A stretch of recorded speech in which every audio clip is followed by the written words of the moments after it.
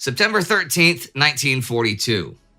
By nightfall on September 11th, Stalingrad's defenses have shrunk to the core of the city, a bridgehead in the south, and the northern factory district. Now holding the high ground west and southwest of the city, the assault companies of the Wehrmacht prepare for the final storm. But before the signal to attack is given, 3 major conferences take place that will decide the fate of Stalingrad and those fighting for it.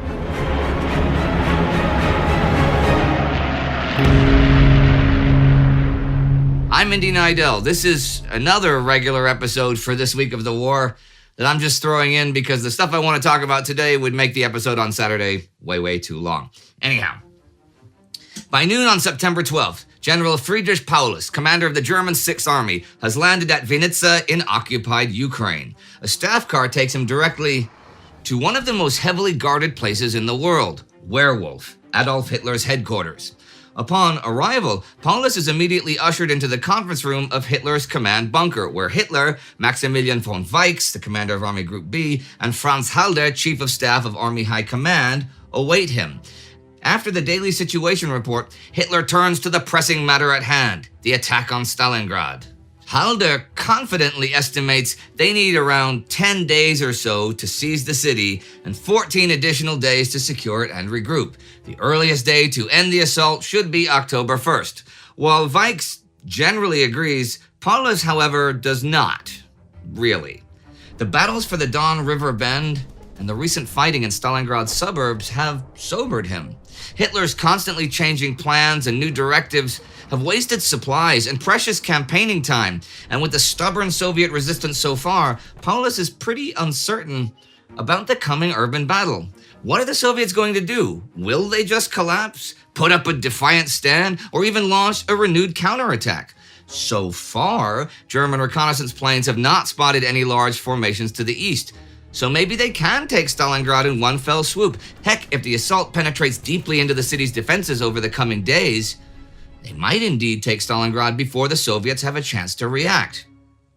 The city has become something of an obsession with the Fuhrer, and his eyes are fixated on that city that bears his archenemy's name. Until mid-August, barely anyone in the German public had even heard of Stalingrad, and they all have by now. For now it is Hitler himself, who never intended to use the Wehrmacht in costly street fighting in the urban centers of Moscow or Leningrad, that wants the city taken no matter the cost. Stalingrad does indeed have significant strategic value, sure, not only for its factories, but for its sitting on the last major water and communications line between Moscow and the Caucasus. But by now, emotion seems to cloud military judgment. When Hitler asked Paulus the same question he asked Halder, when he expects Stalingrad to fall, Paulus does not immediately answer. Then, instead of giving a fixed date, he voices concerns about his exhausted troops, the lack of armor, and the dangerously overextended front line. Hitler brushes these concerns aside. His vision is fueled by reports from German intelligence that the Soviets will be unable to organize a counteroffensive anytime soon. The plan is to penetrate the defenses with a pincer movement. In the north, Walter von Seydlitz's 51st Army Corps, consisting of the 389th, 295th, and 71st Divisions, is to isolate the heavily fortified industrial sector of the city.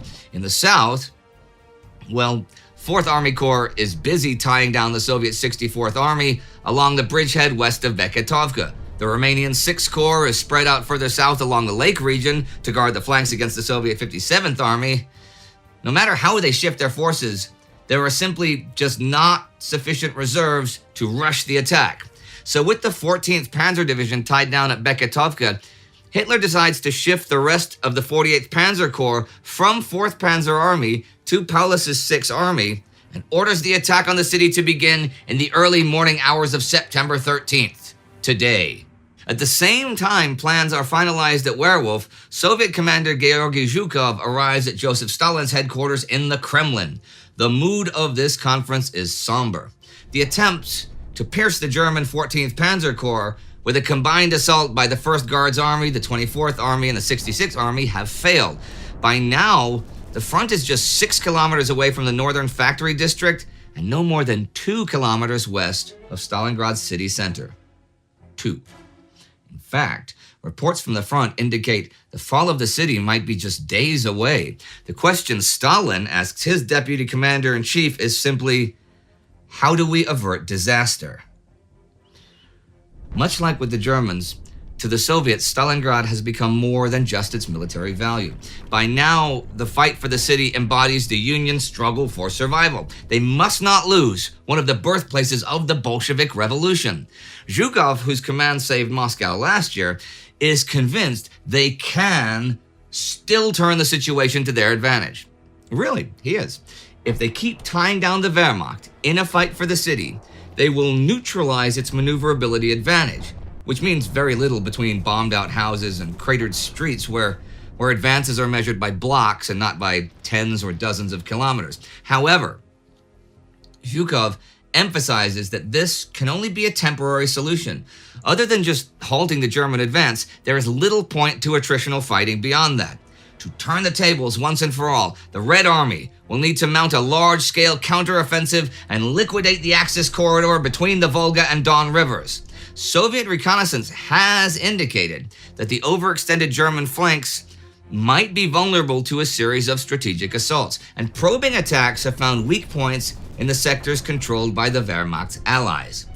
However, such a massive offensive will take time to build up. Zhukov calculates they will need at least one complete army, one armored corps, and 3 armored brigades to execute a counterstrike, supported by an arsenal of 400 howitzers and at least one additional air army. Not before November would the reserve front be strong enough to begin this. Until then, Stalingrad must simply hold out. Accepting Zhukov's vision, Stalin orders Alexander Rodimtsev's 13th Guard Division to immediately reinforce the defenders from across the river. They will funnel just enough troops, ammunition, and supplies over the Volga to keep 62nd and 64th armies alive and fighting. The city must not fall, because as long as it resists, it ties down German strength. Meanwhile, they will gather their forces into the reserve front, waiting for the day to strike back. Within the city of Stalingrad itself, Soviet field commanders have little time to reflect on operations beyond the next couple of days. Well, at least those who are still within the city. Nearly all major headquarters have been evacuated across the Volga, and those commanders who have not withdrawn on their own are repeatedly asking Stavka for permission to do so.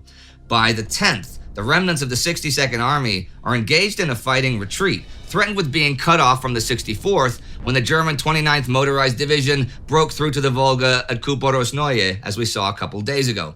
Only bitter resistance by the 35th Guards Rifle Division and 20th Tank Destroyer Brigade pushed the Germans back once more. The situation is critical.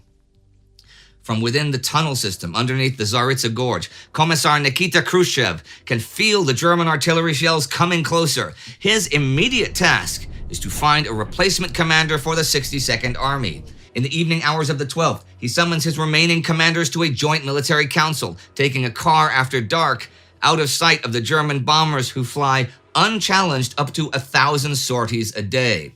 The bombed-out city is now characterized by a general feeling of despair and the sad smell of burnt iron. It is a skeleton city, a maze of rubble, craters, and burning ruins. Headlights on a car are not necessary, as the smoldering buildings illuminate the whole area on their own. The spotlight for command of 62nd Army eventually falls on Vasily Chuikov, deputy commander of the 64th Army, who notably rallied his troops in the fighting at the Don River Bend. He is known as competent, cool-headed, and ruthless.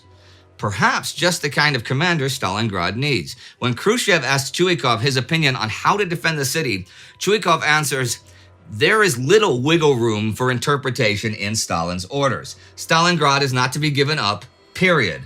With their backs to the wall, there's only one directive." And Chuikov says, "I don't ask for anything now, but I would ask the military council not to refuse me help when I ask for it. And I swear I shall stand firm. We will defend the city or die in the attempt."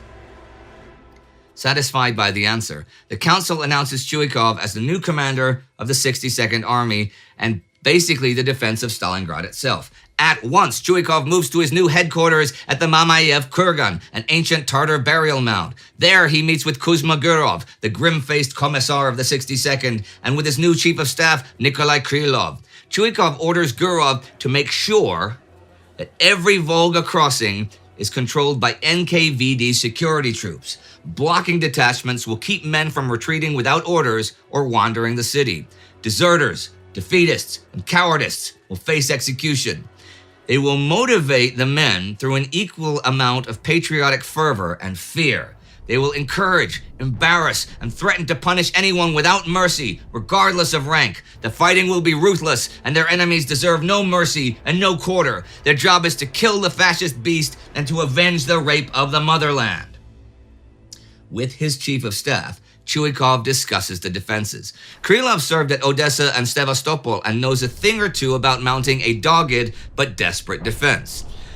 But although they inflicted heavy losses on the Germans during their advance into the suburbs, the overall situation for the defenders is bleak. There's no question about that. Chuikov is left with the remnants of an army dispersed all over the city. The 62nd Army has been reduced to around 54,000 combat-capable men. Most of the remaining 60 tanks are now used as strongpoints, and men take position in bombed-out houses or behind improvised defenses and makeshift barricades. On paper, they control 12 divisions and 7 separate brigades. However, only the NKVD divisions and a few of the recently arrived rifle units from Stavka Reserve are close to full strength. Most divisions are short on automatic weapons and divisional guns. The 115th, 124th, and 149th Rifle Brigades are stationed in the northern part of Stalingrad, concentrated on a defensive sector between the Tractor, Red October, and Barricade factories. West of the city center sits the 42nd Rifle Brigade, flanked by the 23rd Tank Corps and 6th Tank Brigade. The weakest sector of the defense is in the south, held by what's left of the 35th Guards and the 131st Rifle Division. The forces of the NKVD divisions are spread out equally, occupying the obvious approaches to the city. Chuikov's overall plan of defense is very straightforward. He will force the Wehrmacht into close combat. Block by block, street by street, house by house, they will fight and kill the Germans, who are inexperienced and under-equipped to face the grim simplicity of urban warfare. As dawn breaks today, September 13th, Chuikov watches the German advance on the Mamayev Kurgan begin through his periscope. 51st Corps attacks along the ancient Tartar wall. Massive artillery and air bombardments continue throughout the day, pummeling the already devastated city. The gunners of the 6th Army expend 760 tons of ammunition today alone. When the day ends, Wehrmacht High Command triumphantly announces that the fall of the city is imminent. But is it? We'll just have to wait and see. Before the Axis even invaded the Soviet Union, General Paulus ran a series of war games to see how feasible Operation Barbarossa really would be. If you want to watch our special episode about that, you can check that out right here. And definitely check out our Time Ghost collectibles at the Time Ghost Army Barracks. There is some really cool stuff there. And do not forget to subscribe. See you next time.